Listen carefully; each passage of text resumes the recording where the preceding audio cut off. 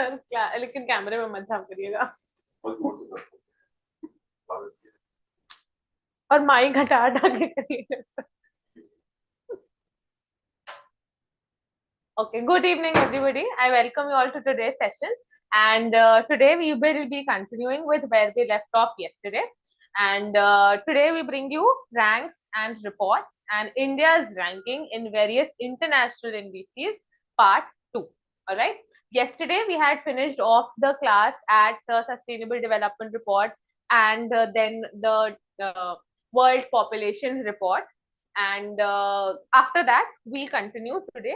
And the first one that we take up is the SIPRI yearbook. All right. Acha, yesterday we did another SIPRI report, and that particular SIPRI report was specifically talking about or gave you information as to the imports and exports of armaments with respect to different countries world over. All right. This particular SIPRI yearbook, this was actually, I think, published, the data is still January 2025, but I think it was published somewhere after the first one. And this gives you details into the nuclear warheads. All right. Okay. So India's status in SIPRI yearbook 2025, India has a total of 180 warheads, 180 stored nuclear warheads as of January 2025. India continues to develop new nuclear delivery systems. Triad development. Now, India has this new development which is known as a nuclear triad. Triad comes from the word three. All right.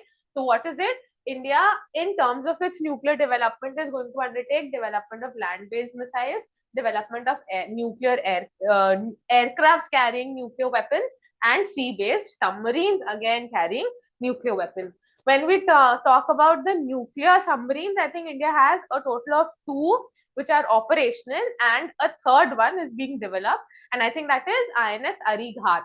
All right. Third one is being developed. As of now, we have 2 nuclear submarines. All right. Okay. So this is the trial development in terms of nuclear weapons. Pakistan's nuclear capability. Now, Pakistan has a total estimated nuclear warheads of 170. So 10 less than India, but still 170. It's a good count. China's expanding arsenal. Now, in yesterday's report, we did see one thing about China, and that was that China has exited the top 10 importing countries, armament or arms importing countries. It has exited the top 10 ranks, and it has entered the top 5, I think top 5 or top 10 of major exporting countries. All right. So China has actually become a major exporter of arms, etc. And till the last report, China was one of the major importers of armaments. It no longer is. All right. So again, looking into China's expanding nuclear arsenals also. So this is actually pretty worrisome for India, that China has around 600 nuclear warheads, and it is estimated that China's nuclear warheads is growing at 100 additional warheads since 2023. So 100 nuclear warheads China is adding almost every year since 2023. All right. So you need to remember that India has a total of 180 stored nuclear warheads. It has a program of triad development, which implies land-based nuclear missiles, air-based as well as sea-based. Just behind India, Pakistan has a total warhead of 170. All right. Okay. Then global trends in nuclear forces. So total global inventory suggests that there are around 12,241 nuclear warheads globally and approximately 9,000 military stockpiles. All right. Top powers, Russia. Russia is leading with the total number of nuclear warheads. So Russia has around 5,459 nuclear warheads. USA has around 5,177, which account for 90% of the global warheads. Deployment rate, around 2,100 warheads are in high operational alert states. All right. Meaning that they are ready to be launched. All right. Modernization across boards. Now you all know that there are a total of 9 nuclear powers, including UK, France, Israel, North Korea. Very quickly, I'll tell you all who are the 9 nuclear powers. Obviously, we have the P5 countries. The P5 countries mean USA, UK, Russia, China, and France. All right. We have P5. And other than the P5, we have India, we have Pakistan, we have Israel, and we have North Korea. All right. So these are the total nuclear weapon country or the countries. Now there's a difference between nuclear weapon countries and nuclear energy countries or nuclear power countries. All right. So for example, you'll not see here the name of Japan. Japan also has nuclear energy and Japan is harnessing nuclear energy. And we've also undertaken various pacts with Japan also. So why I'm mentioning this, that Japan is a nuclear power country. It is harnessing nuclear energy for peaceful purposes. It does not possess nuclear weapons. This number 9 is 9 countries which possess nuclear weapons. All right. Acha. So long as we are on these 9 countries, just one small treaty we'll talk about, which is Nuclear Non-Proliferation Treaty or NPT. All right. This particular treaty is important because of the nuclear warheads globally. Also because this year we had the Pahalgam terror attack, where there were significant threats of launching a nuclear war, nuclear attacks, etc. So that just brings the NPT into picture, and also because the 12-day war took place this year, the 12-day war being Iran-Israel war. All right. So that makes NPT a little important. All right. So just a basis on NPT, that it was signed in 1968, and NPT gave a definition of nuclear weapon states. All right. So as per NPT, the nuclear weapon states were those states which possessed nuclear weapons as of 1st of January 1967. All right. So NPT has a total of, I think, 180 members, 180 signatories, and you can check the number of signatories once.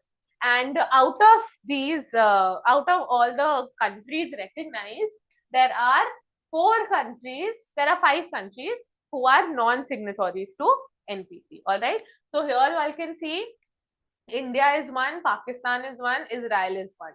Now these 3 countries were the first 3 countries when the NPT was originally established and implemented. These 3 countries did not sign NPT. North Korea had signed NPT back then, but North Korea withdrew in 2003. All right. And then we have just one more country after this in 2011, which is South Sudan. All right. So South Sudan is also not a part of NPT. So there are a total of 5 countries who are non-signatories to non-NPT. All right. So ये थोड़ा दिमाग में रखना. All right. Okay. Then coming to the next one, which is Human Development Index. All right. Okay. Now, certain things about Human Development Index, that this particular index, it just seeks to measure that how well a particular country is specifically looking for the development of human resource in their country. All right. So when we look at human development in any particular country, so that is basically outlined by the social factors like health, education, and then the monetary factors. All right. So this particular Human Development Index, it measures or assesses a country's average achievement in these 3 key dimensions. All right. The 3 key dimensions being health, education, and a standard of living. All right. Now, health is measured by life expectancy at birth. Life expectancy at birth, meaning that a healthy baby is born, and depending on the health of that particular baby, you basically deduce that how long is that child going to live. If the child is going to live 70, 75, 80, so the life expectancy at birth is good. This life expectancy at birth becomes good or is nice only when the health facilities in a particular country is good and nutritional facilities, or there is food security in the country, that is good. All right. Then coming to the second one, education. Education has two other indicators within it, which is mean years of schooling, number one, and expected years of schooling, number two. Mean years of schooling simply implies that what is the average year of schooling that people in that particular country are going to school till which age, etc. All right. And expected years of schooling, that what is the anticipated number of years to continue schooling. Then standard of living, this is simply measured by gross national income at per capita level. All right. Now, this particular report, you have to remember, is published by UNDP, United Nations Development Program. And there is one significance about the Human Development Index, and it is that it was given by an Indian origin person. All right. So 1990, the first Human Development Report was brought in along these parameters only, which was developed by two economists, Mehboob-ul Haq and Amartya Sen. All right. So ये important है, इनके नाम याद रखना. And looking at the dimensions of the Human Development Index, there are three basic dimensions which has a total of four indicators. All right. So dimensions are three and indicators are four. All right. So we have health, we have education, and we have standard of living or income. Basically, you can also denote it as income. All right. So education has expected years of schooling and mean years of schooling. Health has life expectancy at birth, and GNI or income has gross national per capita income. All right. Okay. Key highlights of this particular report: India's rank, you need to remember. India ranked 130 out of 193 countries. Now, this particular data, this ranking has been given on the basis of 2023 data. All right. The data is on 2023 based, but the rankings were given in 2025. As per that, India ranks 130. HDI value or score of India is 0.685. Again, 2023 is mentioned because the data is 2023. The rankings were given in 2025. Categories, remember that is important. Remember that India is medium human development category and is nearing towards the high development threshold. So when your score crosses 7, it suggests that the country is in a high development threshold. All right. A little comparison. Bangladesh and India have the same one. India is ahead of Pakistan. Pakistan is ranked 168th and ahead of Nepal, whose ranking is 145. Okay. Progress made, a little details into. The first is life expectancy. So our life expectancy in 2023 increased to 72 years from 67. It's a good one. Expected years of schooling also rose to 13 years. Mean years of schooling rose to 9 years from 6. And GNI per capita rose to approximately $9,000 from $6,000. Multidimensional poverty suggested that 135 million Indians exited poverty between 2015-16 to 2019-21. This data has been given as per the HDI, Human Development Index. When we'll do the multidimensional poverty index, that suggests, I think, around 414 million people have been have come out of multidimensional poverty in India. All right. Okay. Then global trends. Top performer or rank number 1, we have Iceland. Second is Norway. Third is Switzerland. Bottom last is South Sudan. Then second last Somalia, and third last is Central African Republic. BRICS comparison: Brazil is at 89, Russia 59, China 75, South Africa is 110. They're all ahead of India. Pace of HDI growth globally, in the sense that at the global level, it is the slowest since 1990, and inequality between low and very high HDI countries has worsened for the 4th consecutive year. All right. Okay. Then coming to the next index, which is Global Innovation Index. All right. Now, this particular index was given last month, and what you need to remember in this: India has climbed to 58th position. So India's rank now in 2025 is 38. You need to remember the total of 139 countries or economies whose data was undertaken, and they've been ranked from the rankings have been given from a total of 139 countries. Who publishes this? It is WIPO, World Intellectual Property Organization, who gives this particular Global Innovation Index. And also that 5 years before, India's rank was 48th. In 2020, India ranked 48. In 2025, India has ranked 38. All right. So the Global Innovation Index, it was launched in 2007, which is important. Another thing that you need to keep in mind that it is published annually. It is an annual report and published by WIPO, recognized by United Nations General Assembly as an authoritative reference for shaping science, technology, and innovation policy. All right. Okay. India-related findings. India rose from 81st position in 2015 to 48th position in 2020, and then now 38th position in 2025. When we look at India's rank and also among the lower middle income economies, so India ranks first, all right, in Central and Southern Asian regions, all right. Then this particular report and why India has improved in its rankings is because of its major works under knowledge and technology output section in Global Innovation Index, in the market sophistication indicator, and where India has not done well in amongst the various indicators of Global Innovation Index is business sophistication, infrastructure, and institutions. Top ranked economies, there are top five, the first one being Switzerland, followed by Sweden, then US, then South Korea, and then Singapore. China ranked in the top 10 for the first time, securing the 10th position. So you can see that China is doing fairly well and is moving much ahead in pace. All right. Okay. Then coming to the next index, which is the Global Hunger Index. All right.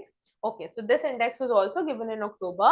Now, Global Hunger Index is an annual report. This is also an annual report measuring hunger at global, regional, and national levels.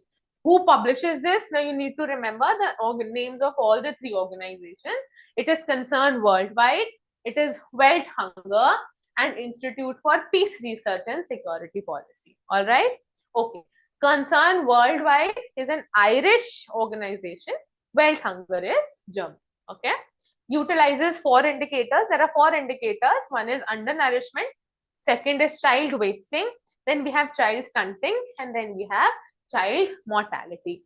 You need to remember these 4 indicators. Now, undernourishment, as the name itself suggests, undernourishment simply implies that nutritional values in a particular child is not adept enough, not good enough. All right. So when there is undernourishment, that is in terms of nutritional value, the child lacks basic nutrients, that is undernourishment. Child wasting simply implies that as per the age of a child, its weight is comparatively less. All right. So child wasting means as per the age, weight of the child is less. Child stunting, as per the age of the child, the height of the child is age के हिसाब से the child is not as tall as other children who are not undernourished are tall. All right. And child mortality is obviously death of children. All right.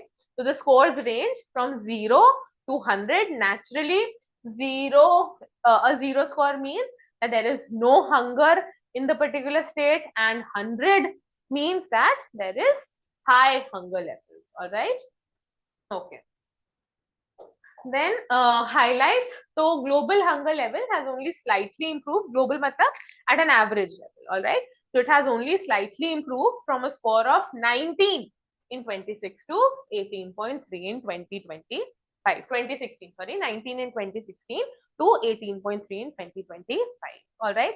This report also says that naturally the entire agenda of the Sustainable Development Goals and the second goal, that is to combat or to foster zero hunger, by 2030 naturally is not being met. All right. So there is very little chance that under the SDG and target 2, all right, SDG 2 is for zero hunger, it is unlikely to be met by 2030. All right. Then you need to remember this figure that there are 42 countries who suffer from serious or alarming hunger levels. Conflict remains the primary driver of hunger crisis, all right, which is aggravated by climate change, economic instability, and political challenges. So this conflict is simply implying that there are wars, there is there are insurgencies. For example, the West Asian regions, you all must be aware of the Israel-Palestine war. So that entire stopping of food, etc., to the Gaza Strip, which resulted in deaths of innumerable children, people, etc. There, so hunger has been aggravated by such conflicts. All right. Then obviously, COVID pandemic and recent global economic shocks deepened food insecurity worldwide. All right. So then coming to India's position. So you need to remember that India is ranked 102 out of 123 countries, and it has declined from 105. All right. So India's score is 25.8, which is categorized as serious hunger levels. Child wasting is 18.7%, which is second highest globally. All right. Showing acute malnutrition. Stunting, high prevalence hai, indicating chronic undernutrition issues, and undernourishment shows marginal improvement. All right. Okay. This is just a major comparison, and this gives you in a tabular form that what is the global average, what is India's score, and where is India categorized. So global average for health index is 18.3. India has its score as 25.8, which is in the serious category. Then global rank, India ki 102 out of 123 countries. Child wasting rate, globally it is 7.3%. India is at 18.7%. Child stunting rate is variable, whereas in India it is high. Conflict impact, major contributor global mein hai, India mein it is regional cause, for whatever regional reasons that we can't combat hunger. All right. Oh. Then coming to the next one, which is global multi-dimensional poverty index. All right. Acha. Now this is at the global level, and they have not given any rankings under this. All right. They've only categorized, but no such rankings have been provided. All right. So quickly looking into it. So who releases it? United Nations Development Program, UNDP, releases it in collaboration or along with Oxford Poverty and Human Development Initiative, and this has been released annually since 2010. Acha, multi-dimensional poverty index, when you all see the indicators, chalo abhi dekh lete hain. The index is based on 3 dimensions and has a total of 10 indicators. All right. So now when you all look at its indicators, they show you health, education, and living standards. All right. And when you see that health also has 1.3, one third of it, education is also 1/3 of it, living standards is also 1/3 of it. All right. So you all can see that all of these 3 dimensions, they are equally weighted dimensions. All right. All 3 of them are equally weighted dimensions. Okay. Now, these dimensions are further classified into different indicators, which are a total of 10. So, when you look at health, it says nutrition and child mortality. You need to remember now nutrition again, the quality of food that is being provided to everybody. Then child mortality is the death rate of children. It's how many children are dying. It basically amounts to the number of live births or number of deaths per 1,000 live births per year. All right. Years of schooling naturally tells you that how many years, what is the average years of schooling, or how many years are the children undertaking their education or pursuing their education. School attendance simply implies that you have yourselves enrolled in a school on the attendance rolls, but if you're not attending classes, you're not going to school, all right, you are only there for namesake. So school attendance in the education sector, and naturally if the school attendance is high, you will tend to have better educational outcomes also. All right. And then we have living standards. So living standards, simply when you all see these indicators, which talk about cooking fuel, sanitation, drinking water, electricity, housing, assets, etc. So all of these indicators, they simply suggest that how well off a person is. So if your income levels are high, naturally you can have cooking fuel, and if your income levels are low, then people, they just collect fuel woods, cook food, etc. Sanitation, that is maybe you have a well structured, well built toilet in your house, all right. Otherwise, obviously, open defecation. Drinking water, that is clean drinking water is available. You have a functional tap connection. Electricity, you have electricity, at least an electric bulb, and housing, assets, etc. All right. So if you look at these dimensions, and then if you look at the indicators under them, you can draw similarities with one previous indicator, that one previous index that we did, and that is the human development index. All right. So human development index also has the same dimensions: health, education, living standards is basically classified or categorized as income levels under the HDI index. All right. And if you look at the indicators of it, so the indicators are also similar. All right.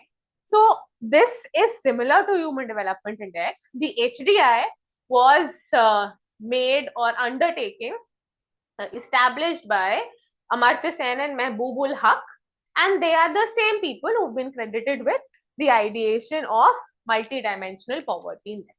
Okay, that is all. That was my entire purpose of telling you.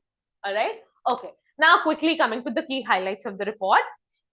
Global headcount. So out of 6.3 billion people across 109 countries, 1.1 billion, that is 18.3% people, live in multi-dimensional poverty.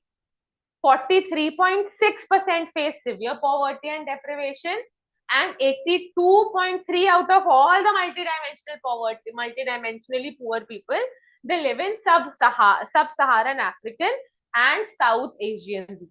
All right. So you need to remember that सबसे ज्यादा गरीब दुनिया में सब सहारन Africa में रहते हैं and South Asia में रहते हैं.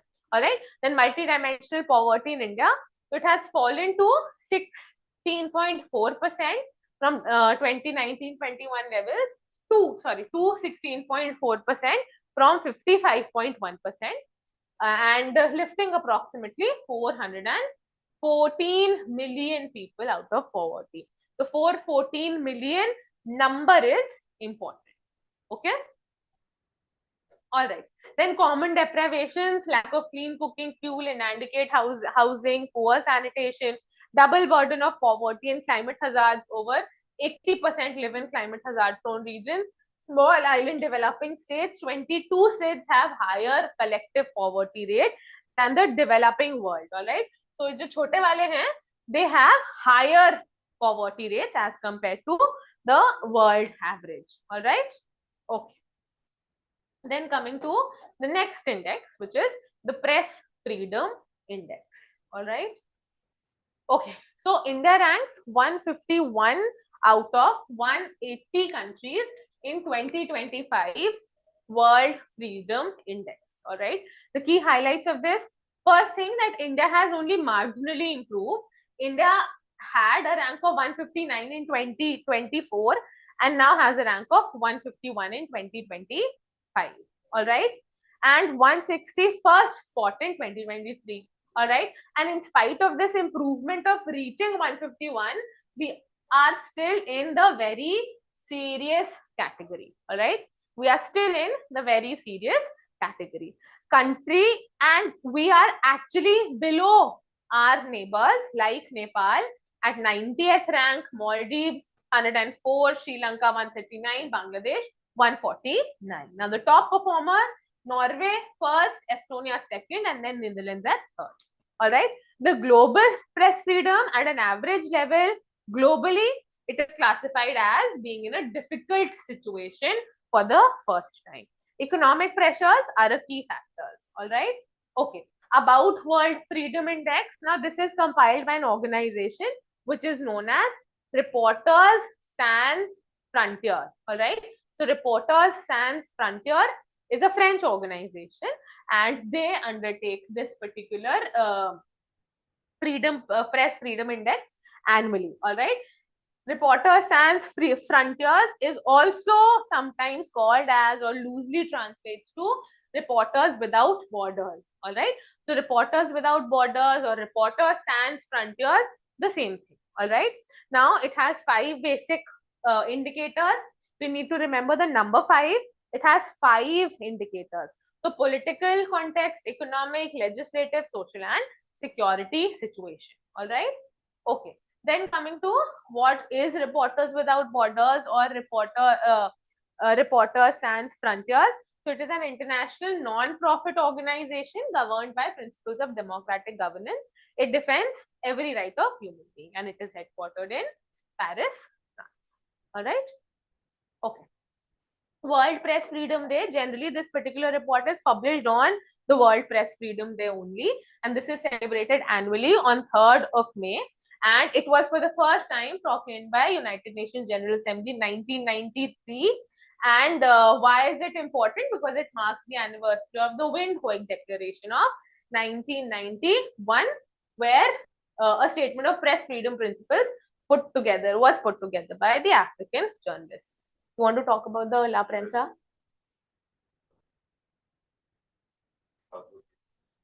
It has withdrew from this thing, no? Nicaragua.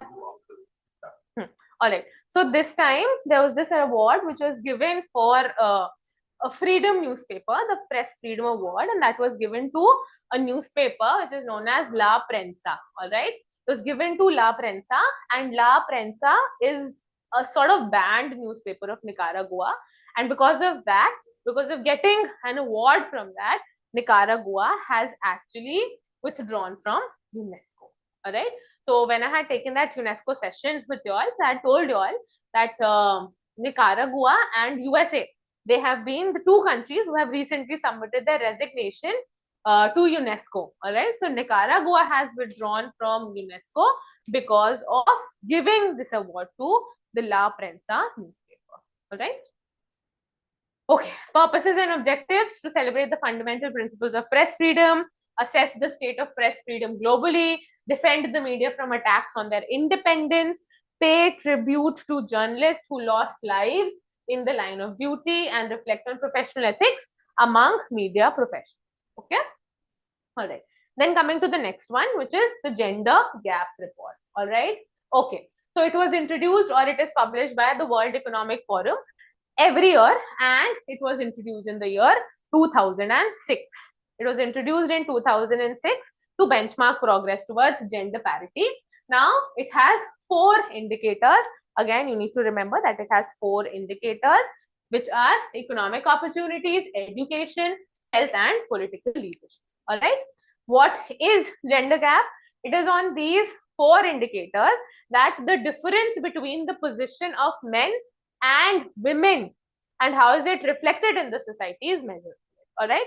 The indicator obviously has ranges between 0 to 1, and if your score is near 0, it denotes complete inequality. That is, there is a 0 denotes complete inequality, and 1 indicates full parity. Full parity matlab that men and women are absolutely equal. Okay. Chalo, key findings of the report.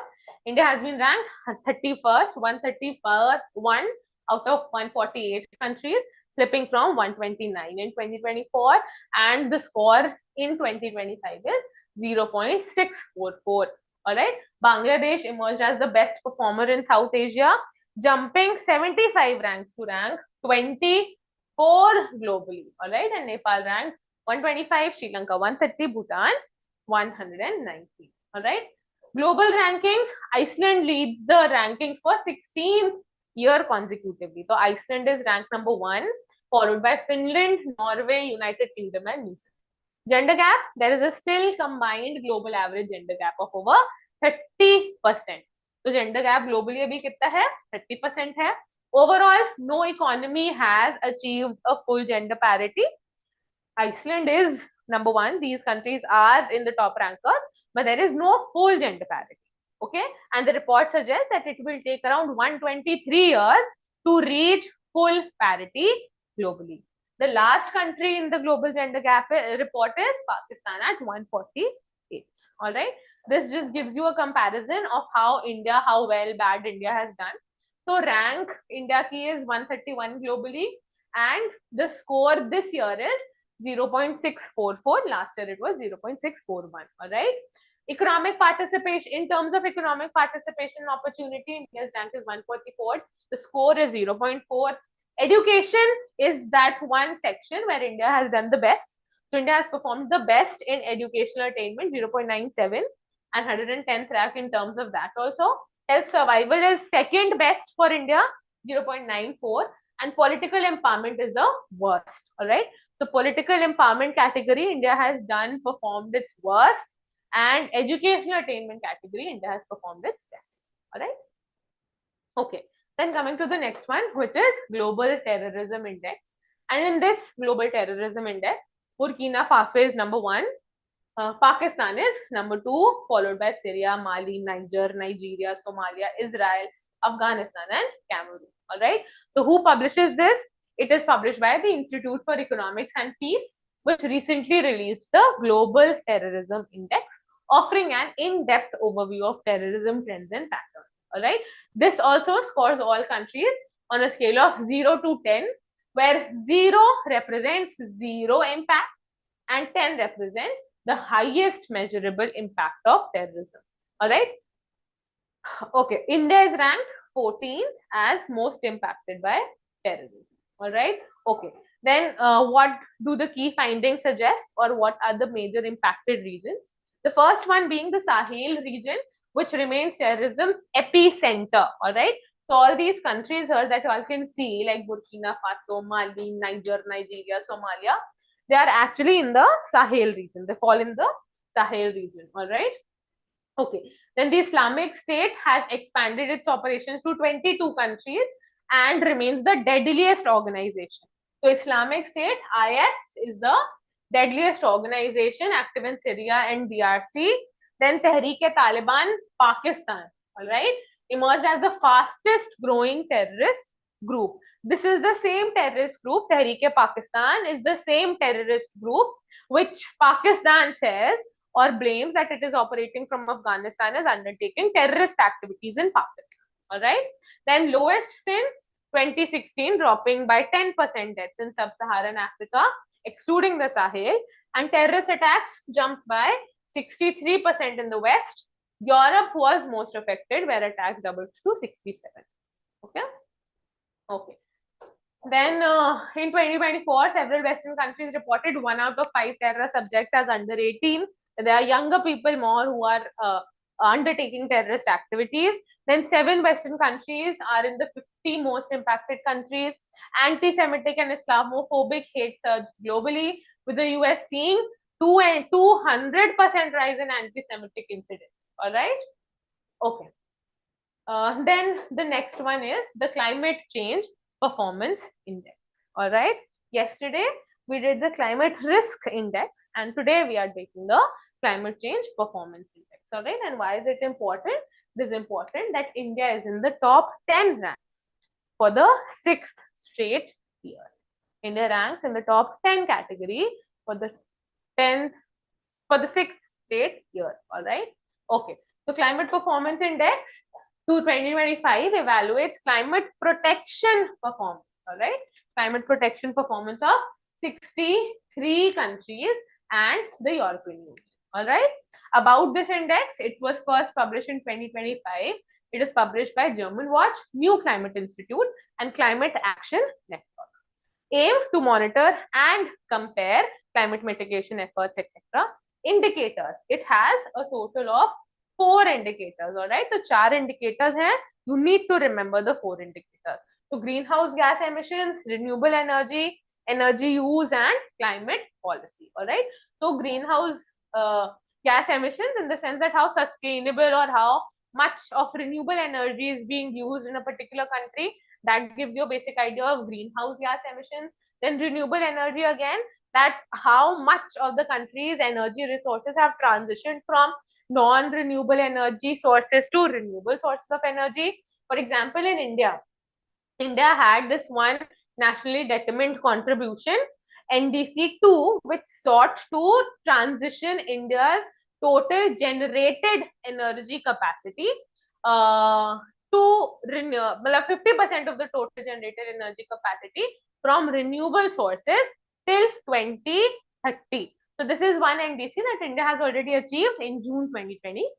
Then energy use, that what is the nature of energy use, how sustainable, and climate policy, that is how well the government has drafted such guidelines, etc., to foster effective climate protection for the country. Top rankings, now again, this index, I think for the past 3-4 years, it has been having no country which has received an overall very high rating. So Denmark ranks at the 4th place. The first 3 spots, first rank, second rank, and third rank, they have not been given. No country has been ranked there. The first rank is number 4, and that is given to Denmark. All right. Okay. No nation made it to the top 3. India's performance, so India ranked 10th among the highest performers. Overall, only 22 of the 64 surveyed CCPI countries, including the EU, while 42 are lagging. India and the United Kingdom are the two which are on track in terms of climate protection policies. All right, okay. Then coming to the next one, which is Global Livability Index. And actually, for the past many years, it was Vienna, Austria, which is being ranked as the most livable country in the world. All right. So, अब ये Vienna, Austria जो है, it has been superseded by Copenhagen, Denmark this year. All right. And you all can see the top 10. And you all can see that no country from India made it to the top 10. Actually, not even top 10. No country from India made it to the top 100 list. Okay. All right. So who publishes it? It is published by the Economist Intelligence Unit, and it evaluated 173 countries worldwide. Economist Intelligence Unit, 173 countries, and decisions on based on cooperation, governments, etc. So they collect a lot of data from all these sources, and then they compile it, and then they rank countries. All right. Okay. So 5 assessments हैं इनके, मतलब they have 5 basic criteria. Stability, 25% stability simply means that how, peaceful the particular country is. There is little less levels of crime, civil unrest, terrorism threats. Healthcare evaluates the quality, accessibility, nature of health services available. Culture and environment includes climate, cultural offerings, environmental conditions. Education, access to public and private education and overall quality. Infrastructure covers transport, roads, housing, etc. Cities are rated from 1, which is intolerable, to 100, ideal, using 30 plus qualitative and quantitative indicators. The score ranges from 1 to 100. All right. Okay. Rankers. So top cities, we have Copenhagen, which has been ranked first, scoring a total of 98 on 100. All right. Then Vienna and Zurich at number 2. All right. Followed by Melbourne and Geneva at number 4 and 5 respectively. Regional trends, Western European cities dominated the top 10 thanks to strong healthcare, education, public transport system. For example, Copenhagen and all, you pay a good amount of taxes, but then your education, transport, etc., they're all free. They are free in the sense that they are monitored by the government. All right. Then Asia Pacific performance, Melbourne, Sydney, Osaka, Auckland, Adelaide made to the top 10. Okay. Improvements. Al Khobar of Saudi Arabia jumped 13 spots. Lowest rank, so the last one is Damascus in livability index. So basically, it is the worst city in the world to live in. Okay. Worst city in the world to live in, followed by Tripoli and Dhaka in Bangladesh. So Dhaka also falls in the top lowest 3 category. India's position, we have two cities who somehow entered the list, and they're Delhi and Bombay, who have ranked 141st out of 173 cities. All right. So we didn't even make to the top 100. All right. So these were all the indices, reports, and various rankings of India that have been published during this entire year from January to November. And we've given you a comprehensive list of the publishers, what is the rate of its publishing, whether it is published annually, biannually, and the rankings and various criteria that suggest these rankings. All right. So we have two parts. This was the second one, and the first one was done yesterday. So I can please go through it and make your notes now on based on these compilations that we've given you, and then we'll see you for the next. All right. Thank you.